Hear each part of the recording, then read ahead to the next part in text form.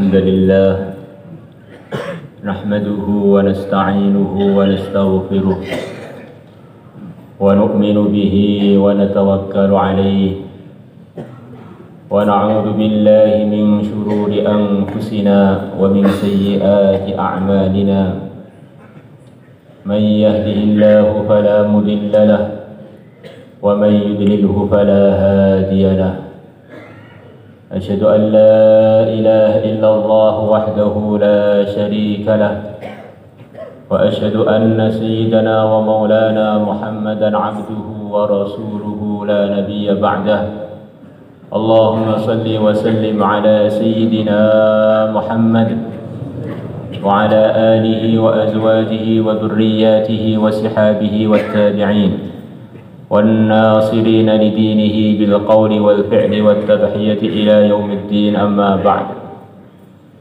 فقد قال في كتابه الكريم وجعلناهم أئمة يهدون بأمرنا لما صبروا وكانوا بآياتنا يوقنون وقال النبي صلى الله عليه وسلم لعلي لأن يهدي الله بك رجلا واحدا خير لك من حمر النعم أو كما جاء في الحديث وقال النبي صلى الله عليه وسلم النور إذا دخل القلب انفسخ قيل يا رسول الله هل لذلك من علم يعرف قال التجافي عن دار الغرور والإنابة إلى دار الخلود والاستعداد للموت قبل نزوله أو كما جاء في الحديث.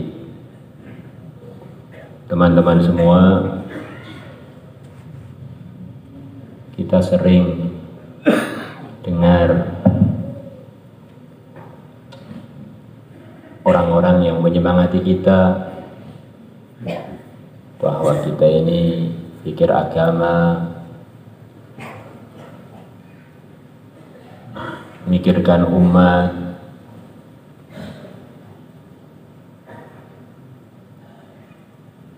kita pikirkan terus sampai kita mati. Kata sebagian ulama, para hadirin, arahan ini sebetulnya masih kurang. Sekian banyak cerita dalam Al-Quran, cerita pemikir-pemikir agama. Allah telah pilih mereka untuk memikirkan umat sampai walaupun selepas kematian mereka.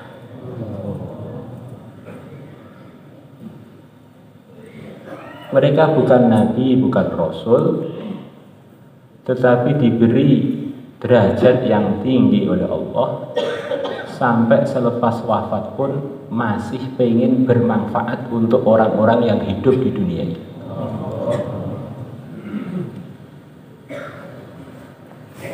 Beberapa bulan yang lalu ada rombongan dikirim ke Turki, termasuk satu negara yang di dalamnya ada banyak hal-hal yang menyemangati kita di dalam banyak kebaikan. Satu negara yang telah dipilih oleh Allah untuk saf terdepan di dalam memimpin umat, jadi asbab hidayah untuk umat sekian abad, mungkin tidak kurang dari 7 abad. Yang mana menurut sejarah orang-orang Turki ini, mereka adalah dari satu kabilah yang mana namanya kabilah Hun.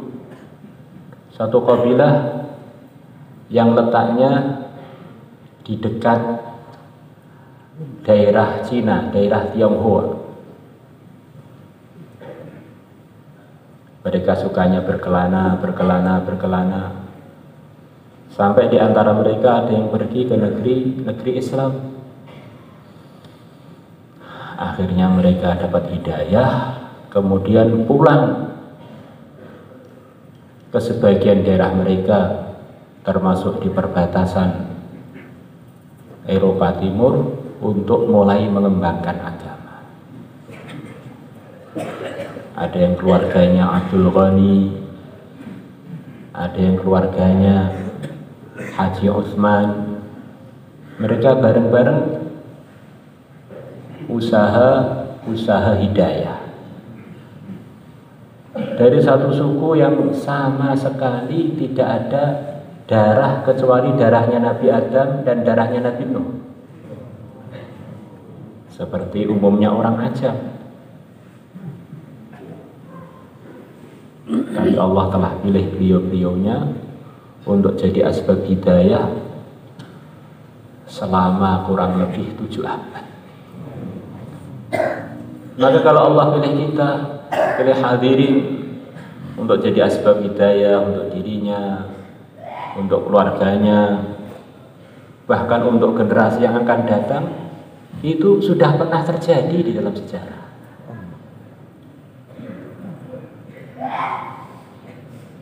Di dalam diri kita ini ada darah suci, walaupun mungkin campur macam-macam, campur sabun, campur oli. Tetapi kalau dipilih oleh Allah, dibersihkan dengan amal-amal hidayah, dengan akidah yang benar, amal yang benar, dengan amal, nanti mutiara-mutiara darahnya Nabi Nuh, Nabi Adam ini bisa muncul, bahkan akan membimbing kita untuk jadi soft terdepan dalam kebaikan. Maka akhirnya keluarga Abdul Ghani, keluarga Utsman musyawarah. Bagaimana kalau kita ini bareng-bareng untuk menyebarkan kerja-kerja kebaikan ini, bersatu supaya lebih kuat, bersatu supaya cepat lebih besar. Maka mereka sepakat, yang memimpin adalah keluarganya Haji Utsman. Jadi mereka membuat kerajaan kecil yang terkenal dengan Daulah Utsmaniyah, kerajaannya keluarganya Haji Utsman. Yang mana 1000 tahun sebelum itu kurang lebihnya, Nabi telah bersabda, nanti akan datang satu masa Allah akan serahkan ibu kota Romawi Timur kepada umatku. Pimpinan waktu itu yang membuka ibu kota Romawi Timur adalah pimpinan umatku yang terbaik waktu itu, dan pasukannya adalah pasukan yang terbaik waktu itu. Ternyata yang disabdakan Nabi yang menjadi kenyataan selepas 1000 tahunan itu adalah salah satu dari cucunya Haji Utsman yang bernama Muhammad, yang beliau membuka ibu kota Romawi Timur dengan pasukannya sementara umur beliau baru 22-an tahun. Maka dalam hadis riwayat Tirmidzi Nabi mengatakan, sungguh aku dengan sebagian orang Ajam lebih aku percaya melebihi kalian sebagian orang Arab. Maknanya para hadirin, akan muncul dari darah-darah Ajam orang-orang yang begitu dipercaya oleh yang mulia Nabi besar Muhammad sallallahu alaihi wasallam. Nabi memegang baunya Salman. Beliau mengatakan, "Lau kana hadzal dinu fi Thuraya, latanawalahu rijalun min Faris." Andaikan agama ini Allah letakkan di bintang Thuraya, di bintang kejora yang begitu jauh di atas sana, tentu beberapa orang atau banyak orang dari negeri Persia Sebagian mengatakan dari ras yang bukan ras Arab akan naik ke bintang tadi dan akan mengambil agama dari sana. Kata sebagian ulama, ini berita gembira dari yang mulia Nabi besar Muhammad SAW. Akan muncul tokoh-tokoh besar agama dari orang-orang ajam. Maka dalam sejarah yang panjang, orang-orang Arab di saf awal dalam mengamalkan agama, menyebarkan hidayah. Begitu juga orang-orang ajam tidak pernah ketinggalan perhatian. Mulai zaman Nabi masih hidup sudah ada perwakilan-perwakilan dari negeri ajam. Perwakilannya Bilal ibn Rabah, orang ajam, yang mana terompah beliau sudah kedengaran di surga padahal beliau masih di dunia. Di sana ada Suhaib Ar-Rumi dari negeri Romawi. Di sana ada Salman Al-Farisi.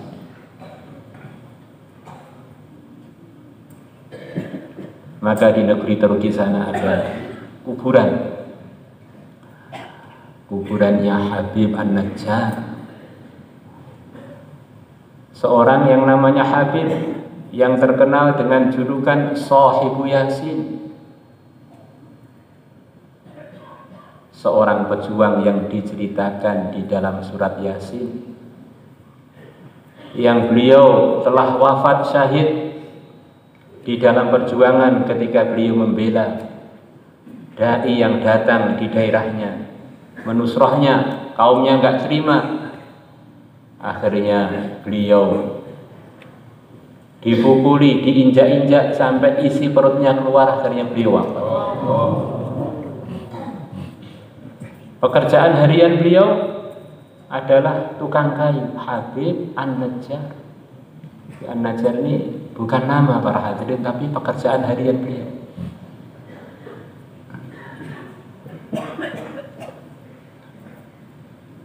Seorang tukang, karena fikir agama, ceritanya diabadikan dalam surat Yasin yang hari-hari kita baca, yang barusan kita baca.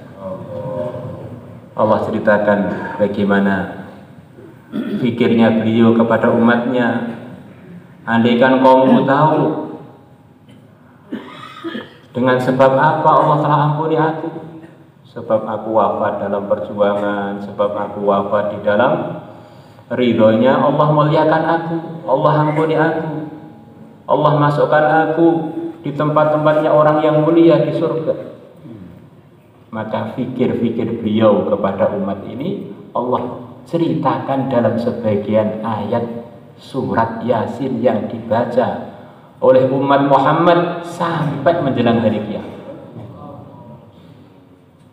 Satu penyemangat dari pencipta kita semua.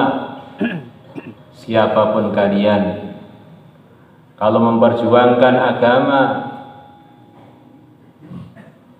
wafat dalam ridhonya Allah, mau orang ajam, mau orang Arab, mau tukang kayu, atau mau jomblo nggak laku nikah, nggak masalah.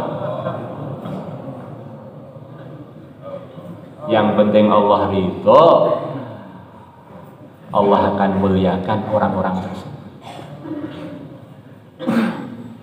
Teman-teman semua, selepas para nabi, para rasul itu nggak ada yang lebih tinggi derajatnya melebihi para sahabat. Dan di antara sahabat senior itu adalah Salman Al-Farisi. Ada hadis-hadis khusus dari Nabi khusus untuk Salman, seperti yang barusan kami ceritakan tadi sebagian.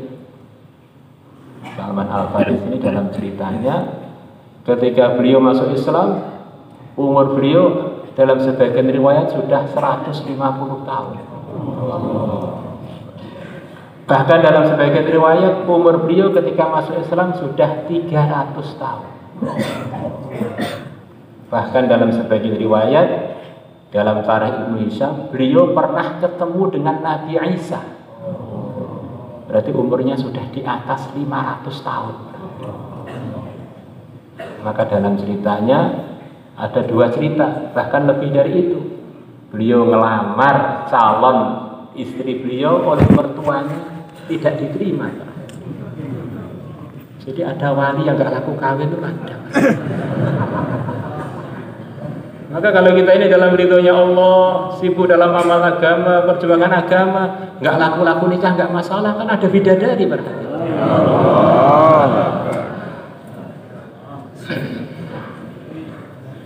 Pernah Sayyidina Salman Al-Farisi datang pada Sayyidina Umar. Wahai Umar, saya ini sudah pengen nikah. Saya dengar saudari kamu belum menikah. Bagaimana kalau aku lamar? Sayyidina Salman memberanikan diri ngelamar saudarinya Sayyidina Umar. Maka oleh Sayyidina Umar didengar, gak dijawab walaupun 1 kalimat. Ditunggu-tunggu kok gak ada jawaban. Kemudian cerita lagi ketika ada mu'akhah orang-orang muhajirin dengan para ansor biar bareng-bareng dalam kerja-kerja hidayah oleh Nabi disaudarakan. Ini saudaranya ini saudaranya ini partnernya ini, supaya menjadi ada pertemanan di dalam perjuangan. Maka yang diantara yang dipersaudarakan adalah Abu Darda dengan Salman. Maka Salman suatu hari bilang pada Abu Darda, Abu Darda, saya dengar keluarga itu punya putri yang belum menikah. Bagaimana kalau kamu pergi ke sana ngelamar untuk saya? Maka Salman pun nunggu bagaimana jawabannya Abu Darda yang ngelamar atas nama beliau. Abu Darda itu pergi ke sana. Assalamualaikum. Waalaikumsalam. Ada apa? Saya datang ke sini sebagai wakilnya Salman untuk ngelamar putri aku. Maka penghuni rumah tadi bilang, calon mertua bilang, kalau Salman saya belum siap untuk terima, tapi kalau kamu kami siap. Insyaallah. Maka kata para ulama, bukan karena kurang soleh, bukan karena kurang keistimewaan, tapi kurang mudah saja.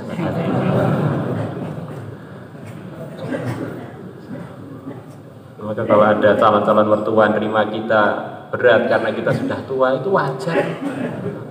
Masa nyerahkan anaknya sebentar jadi janda? Kan umumnya orang tua kan secepatnya mau berangkat meninggalkan dunia berarti.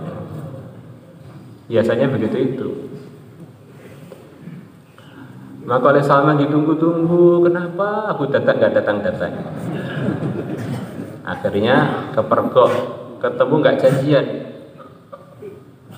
Salman tanya Abu Darda, kenapa nggak nemuin saya selepas itu musyawarah kemarin untuk lamaran? Abu Darda bilang, saya malu ketemu kamu Salman, ternyata yang terima aku ya tak nikahi aja. Maka tampaklah mutiara imannya Salman. Seharusnya yang malu saya. Kok bisa? Iya. Karena berarti saya telah pengen wanita yang jatah kamu bukan jatah saya. Jadi orang itu kalau nyikapi apa-apa dengan iman, walaupun nggak laku nikah, malah dapat pahala besar berarti. Maka ada seorang ulama besar di negeri Mesir yang belum lama wafatnya. Beliau mengatakan, "Lau alimal 'abdu maqasidal aqdar la baka min su'i dhannihi billah." Andaikan seorang hamba mengetahui maksud-maksud Allah Di balik takdir-takdirnya tentu dia akan menangis karena kenapa dia buruk sangka kepada Allah. Nggak ada takdir itu yang nggak tepat tuh nggak ada para hadirin. Hanya saja otak kita yang hanya 1 kilo katanya itu nggak sampai untuk mengerti kebaikan-kebaikan di balik takdir-takdir semuanya.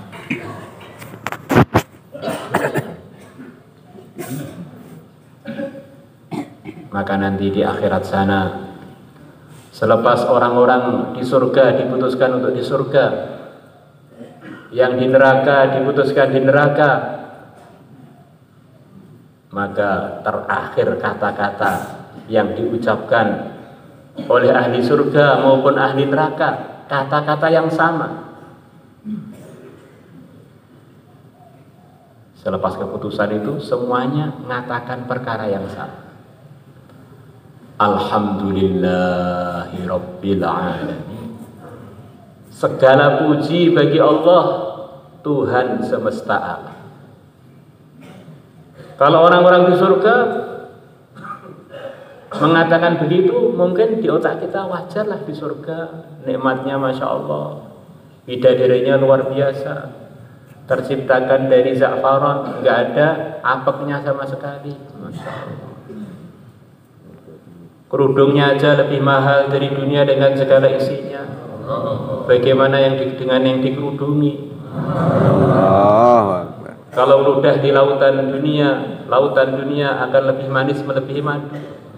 Bagaimana kalau suaminya kena ludahnya? Allah. Tapi orang-orang yang di neraka kok bilang alhamdulillah juga, itu kenapa? Karena orang-orang di neraka tahu diri waktu itu para hadirin.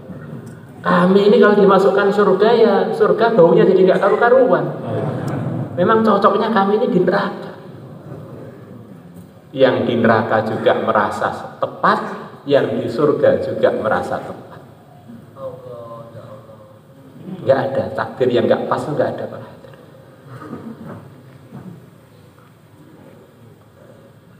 Andaikan dunia ini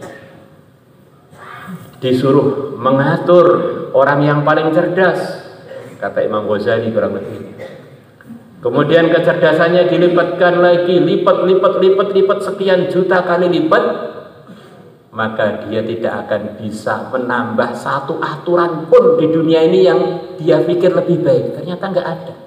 Ternyata aturan yang sudah ada itulah yang terbaik, sudah nggak ada yang lebih dari itu. Maka beliau mengungkapkan satu ungkapan yang masyhur di kalangan ulama, laisa minal imkan abda'u min makan. Tidak mungkin perkara itu terjadi lebih indah, lebih hebat, lebih sesuai, melebihi yang telah terjadi. Lah kalau ngantuk di dalam bayan itu apa baiknya? Apa? Ada. Masya Allah. Nunjukkan bahwa utusannya malakul maut telah datang pada yang ngantuk. Ketika orang-orang mau wafat, maka mereka bilang pada malakul maut sebagian, jangan diwafatkan sekarang kok, nggak bilang-bilang dulu, kok ya ada utusan dulu lah kepada kami. Sudah, apa? Uban kamu itu utusan dari kami, timnya malakul maut, biar kamu ingat sebentar lagi kamu akan dikafani putih seperti rambut kamu. Itu badan kamu mulai keju-keju, linu-linu, itu badan kamu itu mau pamitan. Termasuk ngantuk-ngantuk kamu itu juga bagian dari utusan kami. Selepas ngantuk suatu saat ambruk mati.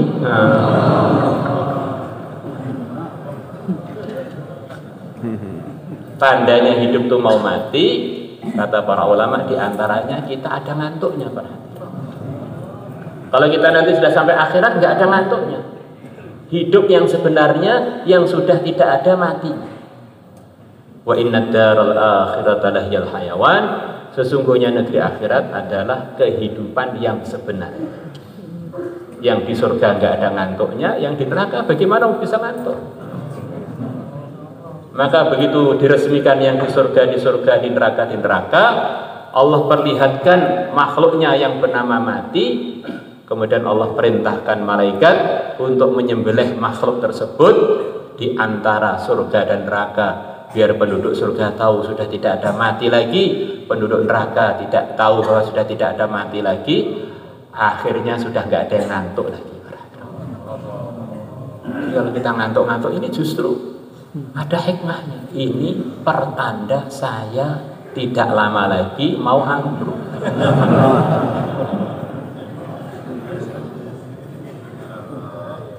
Orang tuh kalau ngantuk kan seperti baterainya sedang lowbat ya, nanti lama-lama nggak bisa dicas, berarti rusak baterai.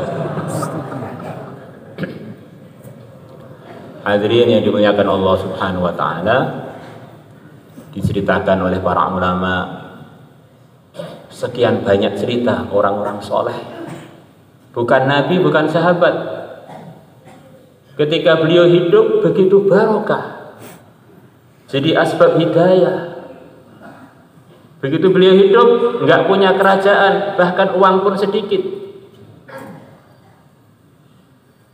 tetapi Allah gerakkan hamba-hambanya untuk mengikuti arahan-arahan beliau-beliaunya, melebihi taatnya mereka kepada raja-raja di zamannya.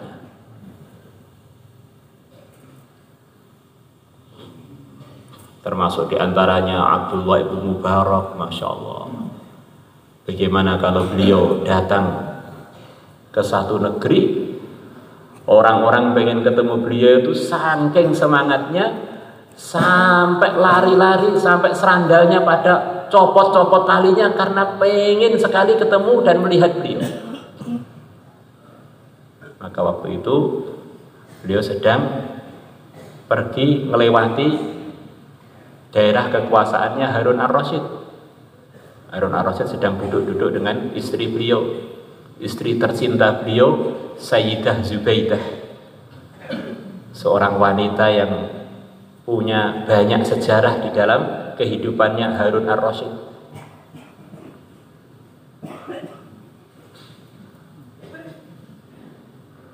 Dan wanita ini wanita jagoan nih, katanya Zubaidah. Kadang-kadang di sekeliling Harun ar-Rasyid itu ada orang-orang yang menyemangati Harun ar-Rasyid untuk nambah istri lagi, nambah jariah lagi. Nanti kalau Zubaidah dengar orang-orang yang bisik itu digebuki. Dia punya pasukan khusus ngebuki yang menyemangati suaminya. Harun ar-Rasyid dengan begitu kehebatannya itu punya istri yang beliau benar-benar takut dengan istrinya. Di antara tinggalannya Sayyidah Zubaidah itu adalah beliau usul pada suaminya supaya orang-orang haji itu dibuatkan aliran air sampai sekian puluh kilo zaman itu para hadirin, supaya nanti kalau orang musim haji tidak kerepotan minumnya, tidak kerepotan ngambil bekal airnya yang sampai sekarang masih tersisa sisa-sisanya kalau kita pergi ke daerah-daerah tempat-tempat yang dilewati orang-orang haji di Mekah sana, di daerah-daerah Mina. Maka tengah-tengah beliau duduk dengan istrinya, tiba-tiba ada suara gemuruh, orang-orang pada berlarian seperti ada kejadian besar. Ada apa ini? Ada apa ini? Maka beliau tanya pada pengawal-pengawalnya, ada apa ini? Ini orang-orang pada berlarian pengen ketemu dengan Abdullah bin Mubarak yang sedang lewat di daerah sini. Maka istrinya Harun ar-Rasyid bilang, ini loh raja yang sebenarnya itu Ibnu Mubarak, bukan kamu. Orang-orang takut pada kamu karena kamu galak, karena kamu punya pasukan, ini nggak punya apa-apa loh. Orang taat semua datang ke sana.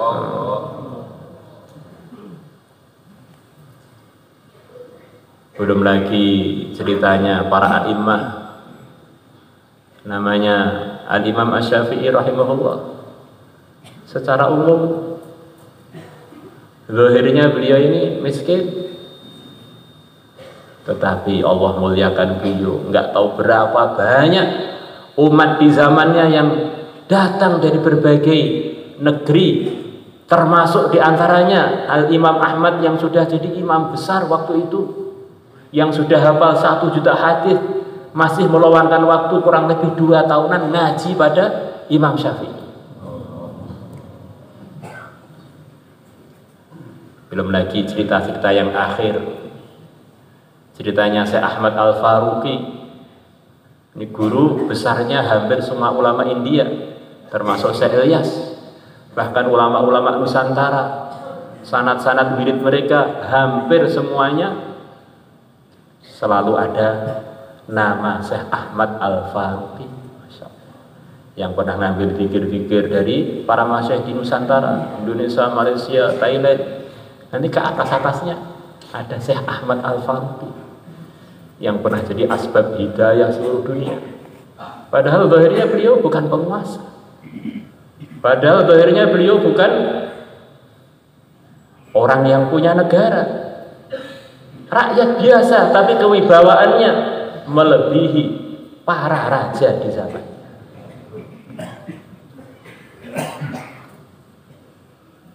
Di sana di India ada namanya Syekh Nizamuddin, begitu juga yang sekarang jadi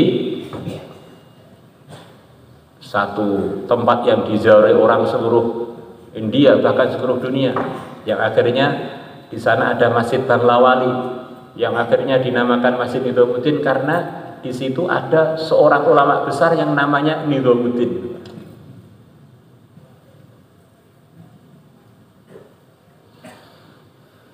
Dia ini kewibawaannya menyebabkan raja India waktu itu cemburu. Nizamuddin ini kok lebih wibawa, melebihi saya yang punya kerajaan India. Apa rahasianya beliau-beliaunya ini kok punya sejarah yang begitu hebat dalam kehidupannya para hadirin? Kata temannya Syekh Ilyas, sekaligus muridnya Syekh Ilyas, Abdul Hasan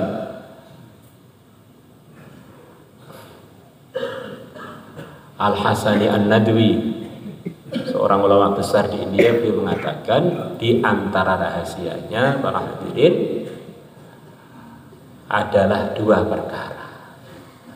Kalau 2 perkara ini ada dalam diri kita, maka Allah akan jadikan kita walaupun gak punya harta, walaupun gak punya kerajaan, bahkan kalau perlu walaupun gak laku nikah, tambahan para hadirin, walaupun gak ganteng, tambahan, wes gak punya apa-apa lah.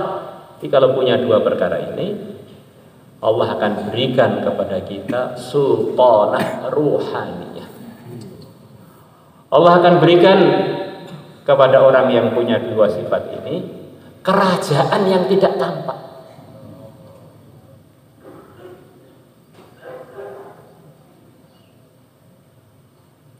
Pertama kali kata beliau adalah mereka merawat agamanya melebihi orang-orang dunia merawat dunianya. Jadi urusan agama itu benar-benar teliti, sudah sempurna atau belum? Apa yang kurang?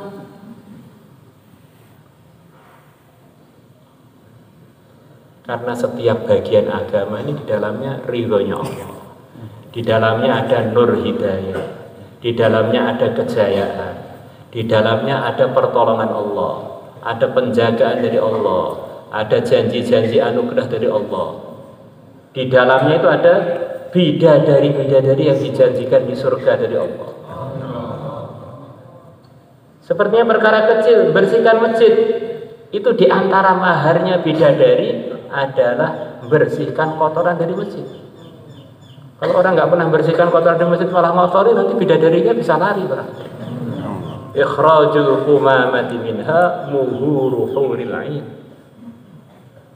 Mengeluarkan kotoran dari masjid-masjid adalah merupakan mahar-maharnya bidadari. Malah kalau umat ini nggak pernah ke masjid, kasihan nanti kalau nggak dapat bidadari, kasihan orang. Mereka lebih ngerawat agamanya melebihi orang-orang dunia ngerawat agama.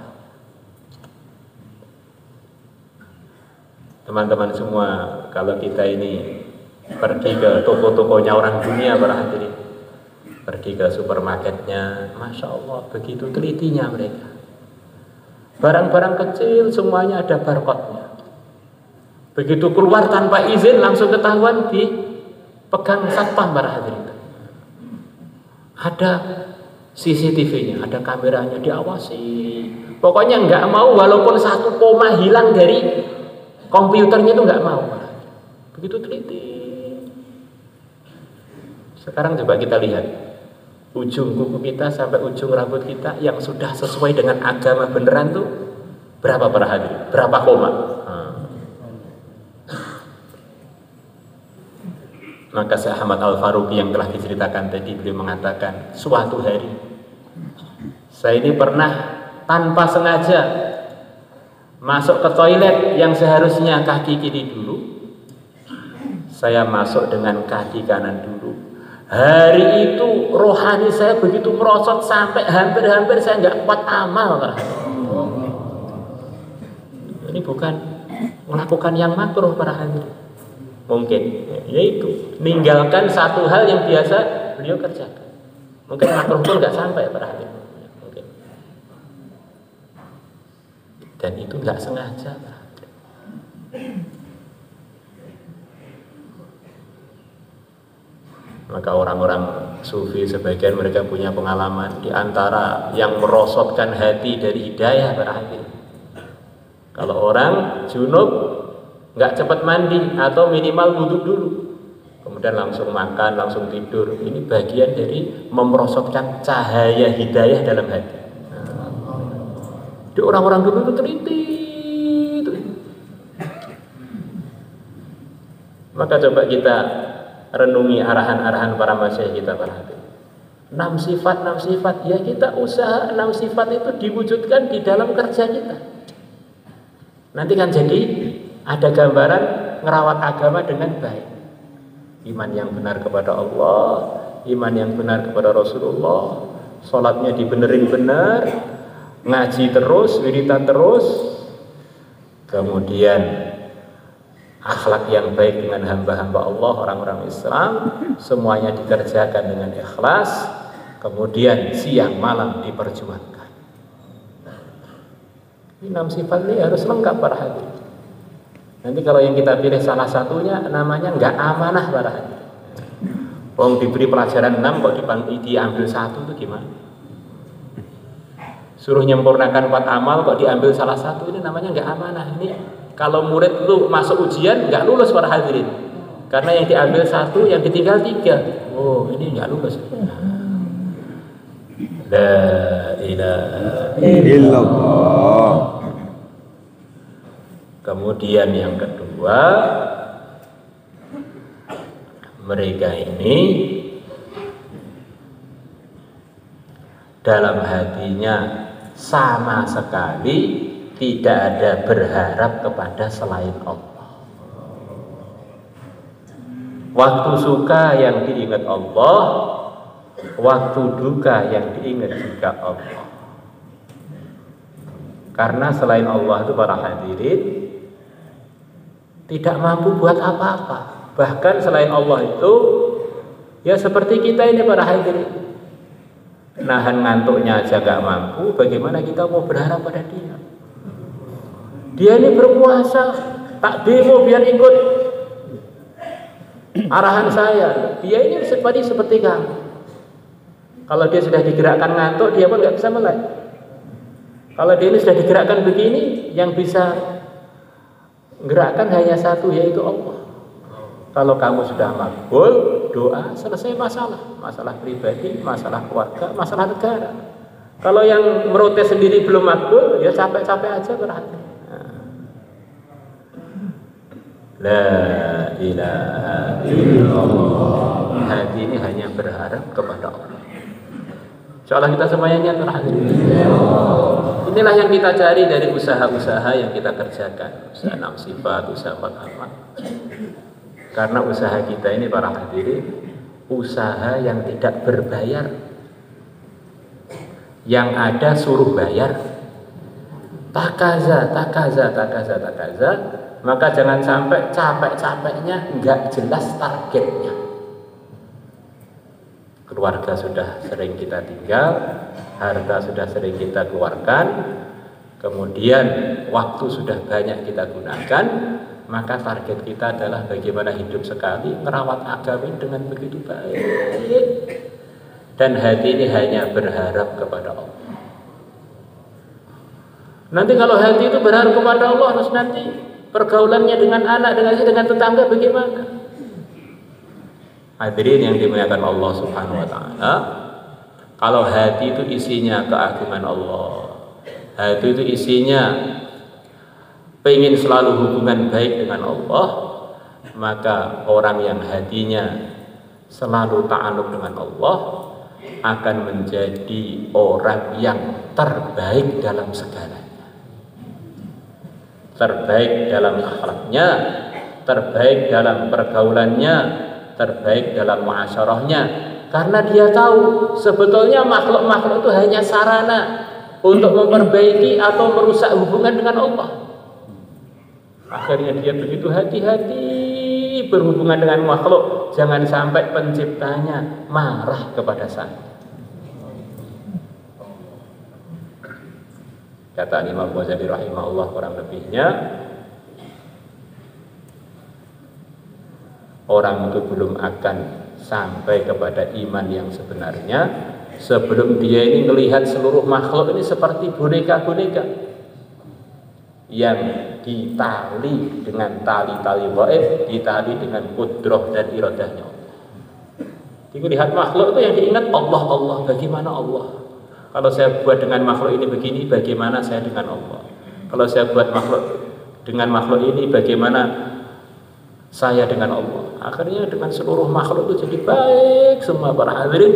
Bahkan walaupun dengan makhluk-makhluk yang tidak bisa bicara, bahkan walaupun dengan benda-benda mati para hadirin. Suatu hari yang mulia, Nabi besar Muhammad SAW sedang berkhutbah. Di mimbar baru beliau, mimbar lamanya beliau tinggal. Karena ada seorang wanita datang pada beliau, "Ya Rasulullah, saya punya anak yang pandai menukang kayu. Tuhan sampai sekarang belum punya mimbar, hanya sandaran atau pijaan di pohon kurma itu. Anak saya pengen membuatkan Tuhan mimbar." Maka Nabi menyetujui usulan wanita tersebut. Wanita-wanita sahabat itu ikut memikirkan mimbarnya Rasulullah para hadirin. Bahkan dalam hadis sahabat diceritakan ketika Nabi memerintahkan bangun Masjid Nabawi, para wanita datang pada Nabi, "Ya Rasulullah, kami pengen ikut bangun masjid." Maka Nabi mengatakan, "Ya, dibagi waktunya. Untuk siang laki-lakinya yang nata-nata batanya, nata-nata bahan-bahannya untuk dibuat bangunan. Kalau malam, wanita-wanita boleh mendekatkan bahan-bahannya ke tempat yang mau dibangun." Jadi Masjid Nabawi itu ro'an laki-laki dan wanita berarti. Masya Allah. Maka akhirnya begitu mimbar itu jadi, Nabi khutbah di situ. Itu begitu beliau mulai khutbah, tiba-tiba pohon kurma yang beliau tinggal tadi nangis para hadirin. Para sahabat mengatakan, kami mendengar tangisannya seperti suaranya onta betina.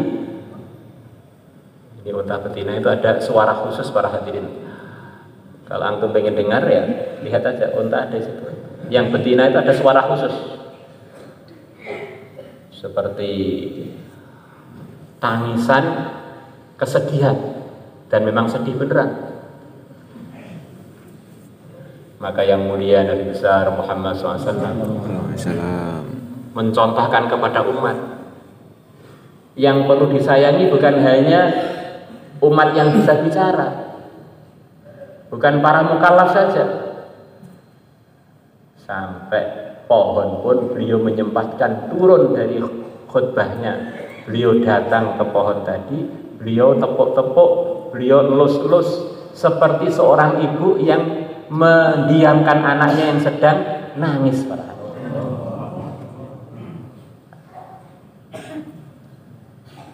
Dan ini kayunya itu tidak mau diam-diam sampai sekian lama baru mau diam.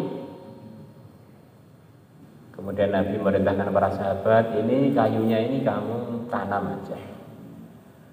Dia mengatakan, andaikan saya nggak turun untuk mendiamkan kayu tadi karena dia sedih saya tinggal, maka dia akan terus menangis sampai hari kiamat. Kata sebagian ulama, kalau orang itu tidak rindu dengan Rasulullah, ini berarti hatinya lebih keras melebihi pohon kurma zaman Nabi. Dia ini sudah belajar bagaimana lembutnya hati pada pohon aja. Pohon aja pada rindu pada Nabi. Ini contohnya orang yang sempurna hatinya, selalu ada keagungan Allah, para anbiya, sayyidul anbiya. Maka ada cerita seorang wanita zaman Nabi. Wanita ini telah diculik oleh orang-orang non-muslim.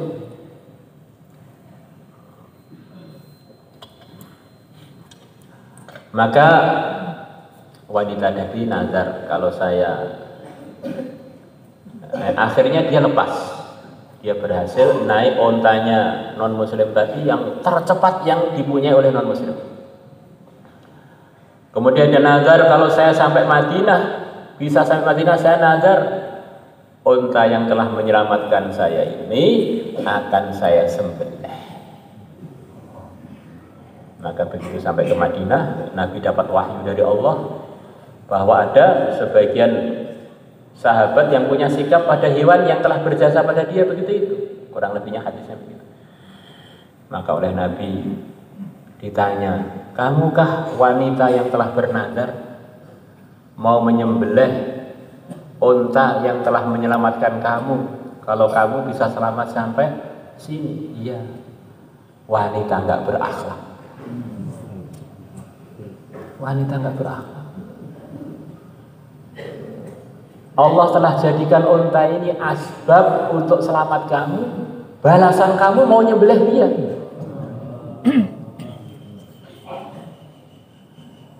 Jadi orang itu kalau hatinya itu isinya hanya Allah, para hadirin, nanti malah jadi sayang pada makhluk-makhluknya Allah.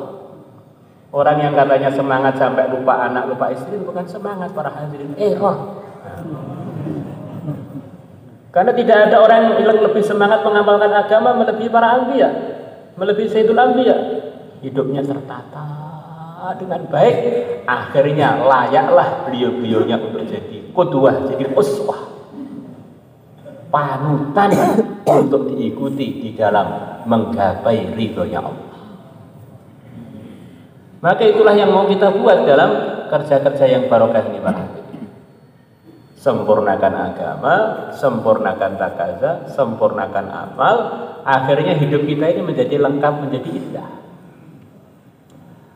Ada orang tuh tampan, setampan-tampannya tampan, tetapi kepala saja, para hadirin. Maka kalau orang melihat kepala saja yang sangat tampan, jadi salah paham. Ini hantu, apa korban mutilasi, atau apa? Agama itu begitu indah, tetapi kalau diamalkan satu saja, orang salah paham, para hadirin.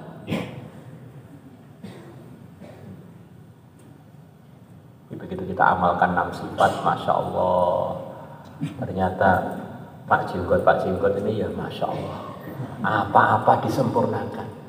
Yakinnya pada Allah luar biasa, taatnya pada Nabi luar biasa, di mana-mana sukanya ngaji, wiridannya nggak henti-henti, akhlaknya baik, apa-apa nggak minta imbalan, terus masih menyempatkan dirinya untuk berjuangkan agama. Akhirnya ngelihat tok itu sudah langsung pengen ikut keluar 4 bulan. Tetapi kalau kehidupannya nggak normal, baru melihat tok itu sudah takut. Wong dia sendiri nggak normal, masa mau minta kita untuk ikut dia? Nanti yang nggak normal jadi tambah banyak di dunia ini. Satu kampung ada dia aja mumet kampung, apalagi ada 2, nggak perlu ditambah orang yang seperti ini, cukup 1 sudah mumetkan 1 kecamatan. Begitu itu para hadirin. Maka para sahabat adalah orang yang paling sempurna mengamalkan agama di dalam sejarah manusia selepas para nabi, para rasul. Sebagaimana sabda Nabi, innallaha akhtara ashabi 'alal 'alamin siwan nabiyina wal mursalin. Sesungguhnya Allah telah milih sahabat-sahabatku melebihi orang seluruh alam. Alam dunia, alam barzah, alam akhirat. Selepas para nabi, para rasul, yang terbaik adalah para sahabat. Sahabat itu kalau datang ke daerah-daerah para hadirin, tidak banyak ngomong yang panjang-panjang. Beliau mengatakan, kalau kalian pengen sukses, ikuti kami. Kunu mitrana tuflihu. Jadilah kalian seperti kami, maka kalian akan sukses.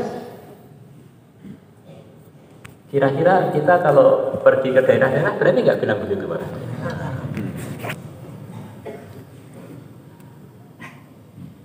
Maka standar agama adalah para nabi, standar agama adalah para sahabat. Kalau kita ini usaha untuk mengikuti orang-orang yang standar dengan harapan diterima oleh Allah seperti beliau-beliau. Soalnya kita semuanya niat berhati-hati. Sebagian ulama mengatakan di samping 2 hal yang telah disebutkan tadi, kalau orang pengen jadi pimpinan-pimpinan hidayah, dia perlu menambah usaha mewujudkan 2 hal lagi para hadirin. Wa ja'alnahum a'immatan yahduna bi amrina lamma sabaru wa kanu bi ayatina yuqinun.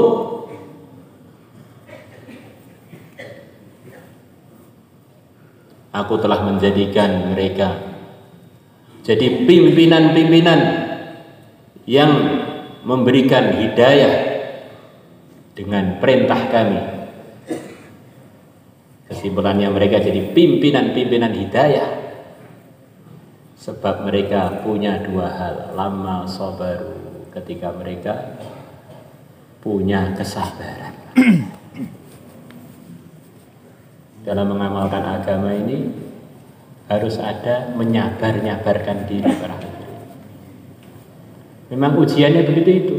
Nafsu kita, godaan-godaan sekeliling kita ini mendorong kita untuk kurang sabar, akhirnya jadi kurang teliti, akhirnya jadi sembrono, akhirnya jadi emosi, akhirnya jadi macam-macam kecerobohan dengan sebab kurang sabar para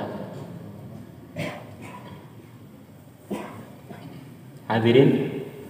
Kalau kita ini ngopi di tempat ngopi itu 1 jam, 2 jam sepertinya bisa kita nikmati dengan begitu cepat, berlalu gitu saja, gak terasa. Tetapi begitu kita ini mau wiridan, 5 menit aja sudah rasanya 5 jam. Kita sholat, katanya kita itu sudah ahli-ahli berjuang, alhamdulillah, ini katanya para hadirin. Tapi kenyataannya tahajud yang panjang atau sholat yang tumakninah yang benar itu ternyata masih kelewat-kelewat terus para hadirin. Baru sholat sebentar, ingat apa, bisa sholat sunnah 5 menit aja sudah jagoan para hadirin. Alasannya takaza, alasannya mau taklim, alasannya mau apa, alasan aja. Tapi kalau ngopi nggak ada alasannya para hadirin. Jadi semua amal agama itu ajib di dalamnya memang perlu ada kesabaran. Taklim, kita ngobrol dengan anak, dengan istri bisa berjam-jam, dengan teman-teman bisa berjam-jam. Tapi kalau taklim setengah jam itu rasanya sudah seperti 24 jam berhari.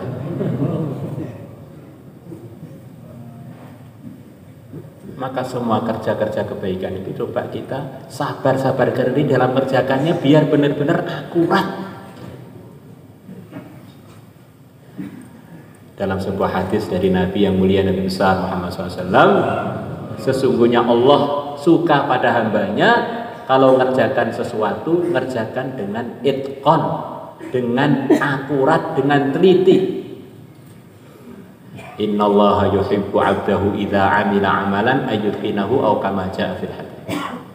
Allah menyukai hambanya kalau mengerjakan satu kerja, dia kerjakan dengan akurat.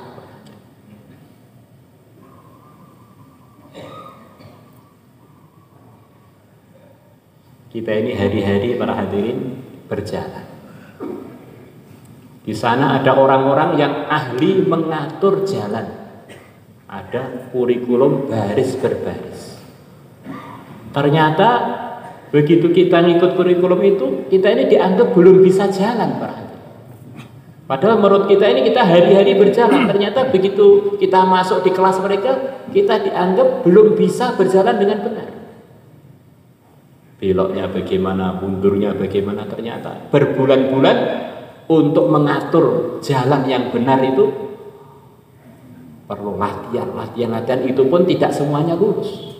Urusan jalan yang sudah kita kerjakan hari-hari.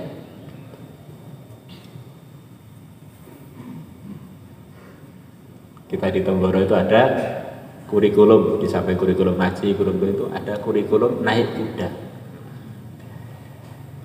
Perasaan orang-orang di berbagai macam daerah, mereka sudah bisa naik kuda berhenti. Tapi kalau menurut yang ahlinya itu bukan naik-naikan.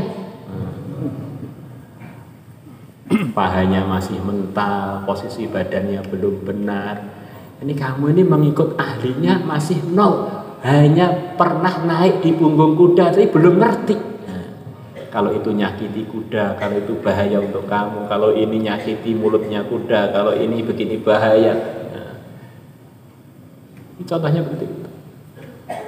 Maka kita latihan kerja-kerja barokah yang telah kita kenal ini para hadirin, kita akuratkan lagi, biar kita ini menjadi pekerja-pekerja kebaikan yang teliti, yang sabar di dalam menunaikan kerja-kerja kebaikan. Insyaallah semuanya ini benar.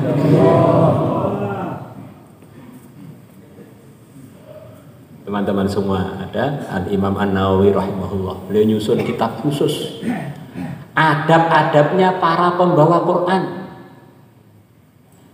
Yang mana menurut para ulama maksudnya adab-adabnya seluruh orang beriman secara umum.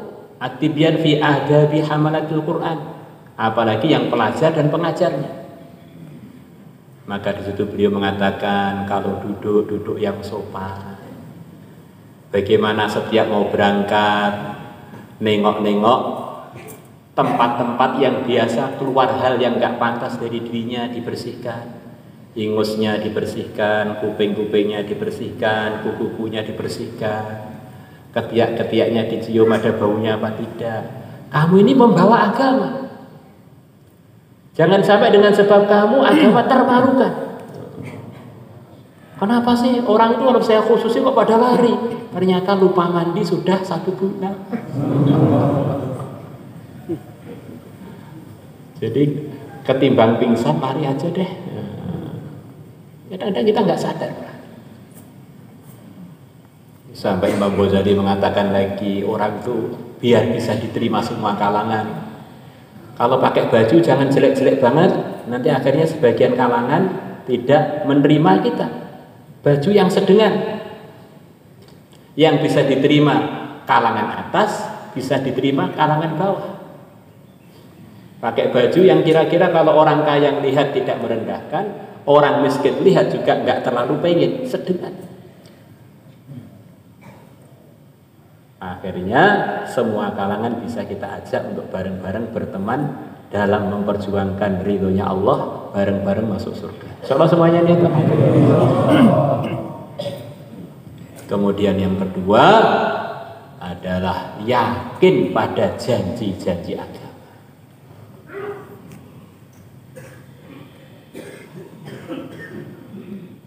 Nah, biar yakin itu bagaimana para hadirin? Di antaranya adalah dengan kita sering baca cerita-ceritanya orang yang telah sukses di dalam mengamalkan agama. para nabi, para rasul, pertolongan Allah kepada mereka, ridhonya Allah kepada beliau-beliaunya, kepada para pengikutnya, ceritanya para sahabat. Yakin kepada agama itu terbagi dua para hadirin. Yakin pada janji-janji agama terbagi dua. Yang pertama, semua kesuksesan itu dikaitkan dengan materi-materi yang di dunia ini. Sebetulnya kalau orang mengaitkan kesuksesan dengan materi-materi di dunia ini tidak terlalu keliru juga. Tetapi bahaya para hadirin, karena dunia ini terlalu sementara.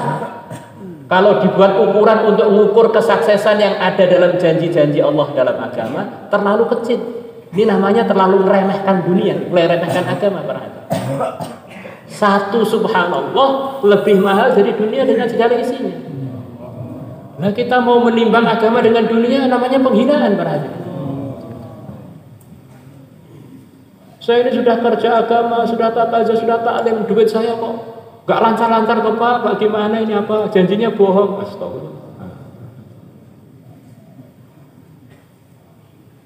Yakin itu para hadirin, yakin kalau saya sudah ikut Rasulullah, mau kaya mau miskin, mau jadi raja atau jadi rakyat, mau jadi kere, mau jadi konglomerat, nggak masalah. Surga ini sudah surga. Kenapa kok tidak keliru 100%? Para hadirin, karena dunia ini bisa dihuni, bisa dimanfaatkan. Orang-orang bisa hidup, hewan-hewan bisa hidup di dunia ini karena barokahnya orang-orang iman. Andaikan tidak ada orang iman, satu saja sudah tidak ada sama sekali, langsung dunia kiamat. Ada orang beriman satu saja para hadirin, semuanya tertahan dari hari kiamat. Tapi itu tadi, dunia ini memang bukan ukuran. Umpama ukuran pun ukuran yang terlalu kecil, hanya untuk sekelumit yang bisa diukur dengan dunia ini, sedikit. Timbangannya itu nggak muat untuk menimbang agama, itu nggak muat. Timbangan emas untuk nimbang gunung Lawu nggak muat. La ilaha illallah. Hadirin yang dimuliakan Allah Subhanahu wa taala, di dalam menuju ridhonya Allah, mencapai kesuksesan yang telah berhasil selain para nabi, para rasul, yang terbaik prestasinya adalah sahabat-sahabatnya yang mulia, Nabi besar Muhammad sallallahu alaihi wasallam. Sahabat itu kata para ulama adalah orang yang mengumpulkan 3 perkara. Kalau nggak mengumpulkan 3 perkara ini namanya bukan sahabat. Kita ini kan hari-hari mudzakarah 6 sifat sahabat.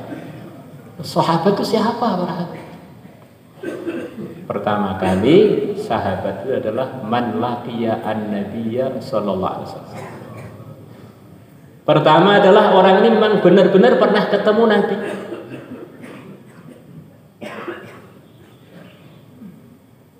Maka inilah yang dikatakan para ulama, di dunia ini sebelum di akhirat ada satu hal kebaikan yang tidak bisa diwakilkan, yaitu ketemu dengan orang yang mentarbiah kita dalam kebaikan. Itu nggak bisa diwakilkan lewat telepon, lewat surat, apa, harus ketemu langsung. Sehebat apapun seseorang para hadirin, setinggi apapun amalannya, kalau nggak ketemu Nabi tidak akan jadi sahabat, tidak akan masuk dalam grup yang telah disebutkan di situ keutamaan para sahabat.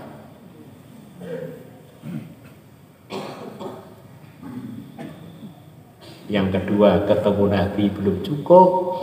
Abu Jahal pun ketemu Nabi, Abu Lahab pun ketemu Nabi, Walid ibn Mughirah ketemu Nabi, Abdullah ibn Ubay ibn Salul, Ra'isul Munafikin, itu pun ketemu Nabi. Maka yang kedua adalah beriman dengan Nabi. Pernah ketemu Nabi, man laqiyan nabiyya wa amana bihi. Kemudian beriman dengan Nabi kita. Itu belum cukup para hadirin. Yang ketiga, wa ma ta'ala dzalik, dan dia wafat dalam kondisi beriman. Kalau tiga ini belum lulus, maka tidak lulus jadi sahabat. Maka Ibnu Mas'ud radhiyallahu anhu, beliau mengatakan, Ibnu Mas'ud salah satu ulama besarnya sahabat yang Nabi punya pesan khusus kepada umat. Apa saja nanti yang dipesankan oleh Ibnu Mas'ud pada kalian, terimalah, laksanakanlah. Wa ma ahida alaikum Ibnu Mas'udin faqbaluh, terimalah. Beliau mengatakan, dinukilkan dalam hadits sahabat jilid pertama, man kana mustannan falyastanna biman qad mat ulaika ashabu Muhammad.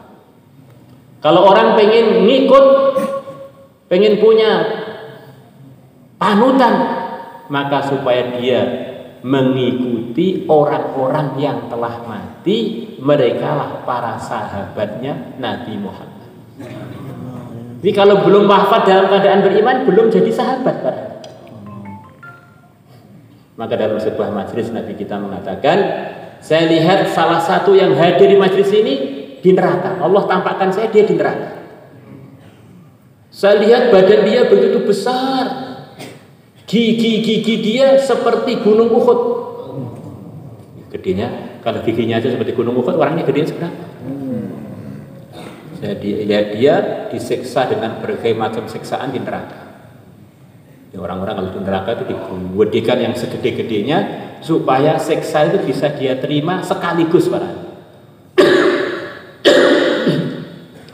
Kalau orangnya kecil, kala jengkingnya aja gedenya kuda-kuda, berhati-hati. Ya disengat sekali langsung hilang, berhati-hati. Ularnya gedenya nggak tahu seberapa. Ya kalau dia kecil, dicakot sekali langsung hancur. Maka digedekan segede-gedenya biar semua siksa itu bisa dia terima dalam sekali waktu. Yang ularnya, yang kalajengkingnya diminumi nanah, disiram air panas, itu dia lengkap. Dan hadir di majelis itu Abu Hurairah. Katanya Abu Hurairah, semua yang di majelis itu sudah wafat semua, dan wafatnya beriman semua. Tinggal kami berdua, saya dengan teman saya namanya Ar-Rajjal. Dalam sebagian riwayat namanya Ar-Rajjal. Saya deg-degan, jangan-jangan saya yang mau masuk neraka. Di sahabat yang begitu tinggi imannya, khawatir terus para hadirin, jangan-jangan yang mau masuk neraka saya. Sayyidina Umar yang begitu kuat imannya sering tanya pada Hudzaifah, saya ini termasuk yang disabdakan Nabi munafikin apa tidak toh? Tidak Amirul Mukminin, engkau tidak, tenang, benar. Bukan karena sungkan dengan saya, bukan, memang engkau tidak termasuk. Jadi kalau kita ini merasa saya ini imannya sudah sampai sundul dipan, para hadirin. Ini bahaya para sahabat yang tinggi-tinggi iman itu khawatir. Karena orang beriman itu paham, iman itu hadiah dari Allah. Ya terserah yang menghadiahi, mau dicopot atau mau diteruskan. Jadi takut, terus pokoknya sebelum saya walimahan dengan bidadari, jangan sampai puas. Kalau belum itu belum, sukses itu belum. Daftar sukses berarti. Maka ketika zamannya Sayyidina Abu Bakar, sampai Rasulullah wafat, Ar-Rajjal masih beriman. Zaman Sayyidina Abu Bakar ada nabi palsu muncul di Yamamah sana, namanya Musailimah Al-Kadzdzab, di negeri Yaman. Maka Ar-Rajjal bilang kepada Sayyidina Abu Bakar, wahai Amirul Mukminin, wahai Khalifatul Rasulillah, saya izin mau datang untuk berdakwah kepada Ar-Rajjal, kepada Musailimah Al-Kadzdzab. Saya telah mengenal dia mulai sebelum Nabi wafat. Karena Musailimah ini pernah datang ke Madinah, para hadirin, nemui Rasulullah. Musailimah ini memang mentalnya luar biasa. Kalau nggak mental luar biasa, mana berani ngaku jadi Nabi di zaman Nabi lepas wafat langsung memproklamirkan diri, saya Nabi. Masya Allah. Maka Ar-Rajal bilang saya sudah biasa berdakwah kemana-mana. Dan Ar-Rajal dalam sebagian riwayat dia banyak menghafal ayat-ayat Quran. Sekian banyak ayat Quran dia hafal. Mungkin setengah hafid lah gitu insyaallah. Akhirnya dia berangkat ke tempatnya Musailimah. Begitu ketemu Musailimah bukan berdakwah, malah dia terpengaruh, bahkan akhirnya beriman dengan Musailimah murtad. Bukan hanya beriman dengan Musailimah, dia menyusun hadis palsu. Dia mengatakan saya bersaksi ketika Musailimah ketemu Rasulullah, Rasulullah berpesan kepada umat nanti kalau saya wafat, nabinya gantinya ya Musailimah ini. Dia bukan hanya sebagai pendukungnya Musailimah para hadirin, mendukung Musailimah dengan menyusun hadis-hadis palsu dari Rasulullah SAW. Ya, akhirnya tidak lulus jadi sahabat. La ilaha illallah. Sayyidina Abdul Hasan rahimahullah dia mengatakan di antara sifatnya sahabat yang perlu kita usahakan wujud dalam diri kita, mereka punya dua sikap dalam kehidupannya. Yang pertama kali, beliau-beliaunya begitu yakin dengan apa yang disabdakan Nabi. Kurang lebihnya begitu. Kita lihat para hadirin, sahabat itu baru syahadat siap untuk wafat fisabilillah, belum sempat sholat, belum sempat puasa, belum sempat haji. Syahadat belum sempat sujud kepada Allah walaupun sekali, wafat fisabilillah, wafat fisabilillah. Sekian banyak cerita begitu. Jadi benar-benar syahadatnya mereka yakini memang kesuksesan hanya kalau diridhai Allah, ikut Rasulullah.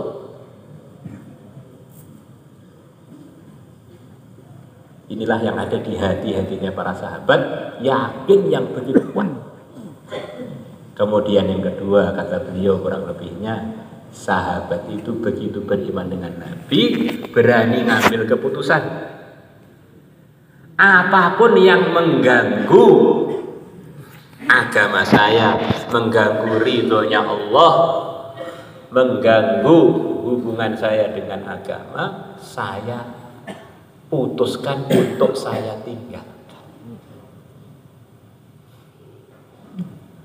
Berani qat'u al-alaik al-jahiliyah, memutus semua hubungan yang tidak diridhai Allah. Maka terusan nasihat beliau kurang lebihnya, maka kita ini banyak lihat orang iman di zaman ini, banyak yang imannya benar, bahkan mungkin mayoritas imannya benar, tetapi mereka nggak berani ngambil keputusan untuk meninggalkan hal-hal yang tidak diridhai Allah. Akhirnya agamanya itu mau bersih kotor lagi, mau bersih kotor lagi, mau bersih kotor lagi. Berani ninggalkan daerahnya, berani ninggalkan teman-teman akrabnya demi agamanya, biar lebih bersih, lebih bermutu. Insya Allah kita semuanya dan maka untuk itu semuanya, siapa yang siap untuk meluangkan waktu? Insya Allah. Maka silakan untuk daftar. Ya, Insya Allah. Oke, silakan yang gas untuk ke depan akan ditambahkan ulang. Silakan. Baik yang mau kena jauh 4 bulan, 4 hari, silakan berdiri. Silakan berdiri ke depan dengan kawan-kawan taskil. Dia sudah mempersiapkan diri, bawa pulpen, buku, silakan.